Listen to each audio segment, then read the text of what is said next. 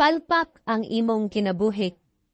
Naka-experience na ba pud ka nga tanan na lang imong gibuhat pero walay insakto nga nangahitabo? Dear self, the universe can only give you what you have space to hold. Maybe it's time to put some stuff down. Posta gamay o sabto nato ni nga inspirational quote. Atong pamalandungan og pipila ka segundo. Unsa man karon ang sulod sa atong kasing-kasing ug huna-huna nagapugong sa atong kalipay. Ika nga dead weight. Mga karaan nga kasakit, kaguol or self-doubt.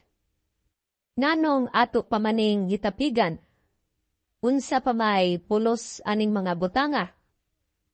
Maybe the breakthrough isn't coming yet because we haven't cleared space for it.